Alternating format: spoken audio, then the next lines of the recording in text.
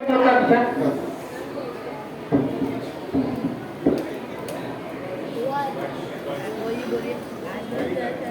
रहे। डायस पर बैठे हुए सभी महानुभावों को मेरा सादर नमस्कार।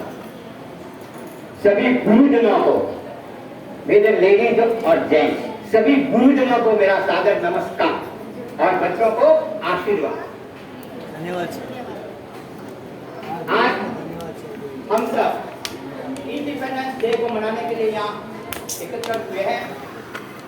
We have assembled here। तो इसके लिए मैं आपको हार्दिक बधाई देता हूँ इंडिपेंडेंस डे के लिए, और आशा करता हूँ कि सिर्फ इंडिपेंडेंस मनाने के लिए नहीं, अपने जीवन में प्रैक्टिकल लाने के लिए भी ध्यान रखना है।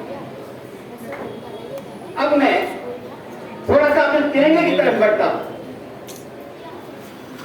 तिरंगे में 3 रंग है। तिरंगे में कितने रंग है? 3। पहला कौन सा है? केसरिया, दूसरा सफेद, तीसरा और बीच में ये क्या है? चक्र है। तो ये अपने को कुछ संदेश देते हैं। ये तिरंगे जो 3 रंग रखे हैं वो क्यों रखे गए हैं, और आगे का जो बीच में जो चक्र है वो भी क्या कहता है। तो इसका एक संदेश है, वो संदेश मैं आपको सुनाना चाहता हूँ।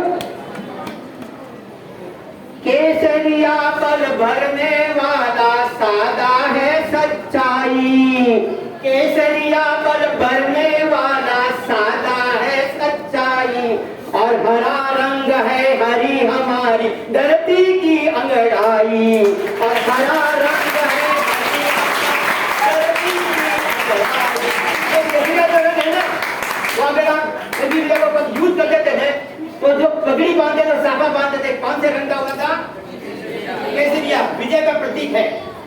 और ये जो सफेद है वो शांति का प्रतीक है, और जो ये ग्रीन कलर है वो हरी क्रांति का प्रतीक है। तो केसरिया पर भरने वाला सादा है सच्चाई, हरा रंग है हरी हमारी धरती की अंगड़ाई, और चक्र कहता है प्रतिपल आगे कदम बढ़ाना, और चक्र कहता है प्रतिपल आगे कदम बढ़ाना। तो ये आगे क्या कहता है? चक्र क्या कहता है? हमेशा चलता रहता है। देखो, तो हमेशा यही संदेश देता है कि अपने कदम आगे बढ़ाते रहो। तो मैं इसके जरिए मैं आप विद्यार्थियों को कहना चाहूंगा कि ये जो चक्र है जो अपन को संदेश देता है कि आप अपने जीवन को हर कदम में आगे बढ़ाते रहना। क्या करना?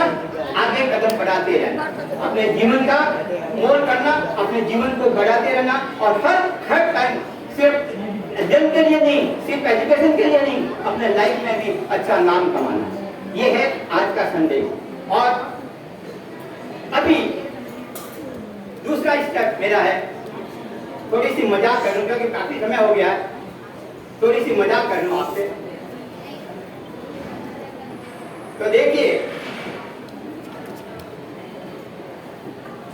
हिंदी में बोल रहे, एक लड़की थी जो 2 लड़कों से प्यार करती थी।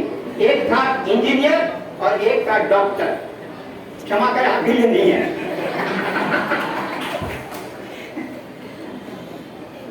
एक लड़की थी।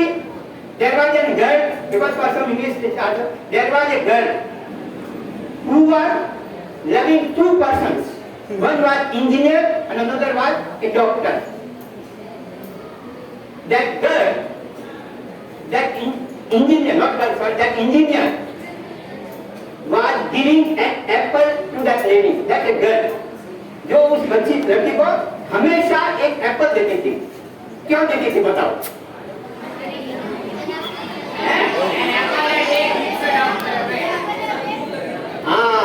कुछ शब्द आए, ठीक है। क्योंकि 2 लड़के थे, कौन थे? एक तो इंजीनियर, एक डॉक्टर। तो इंजीनियर दे रही थी एप्पल। क्यों दे रही थी? Always the picture, no, and apple keeps a doctor away. And apple keeps a doctor away. वो चाहता था कि डॉक्टर दूर हट जाए। अब मैं जाऊँ, इसके लिए he was giving an apple to that.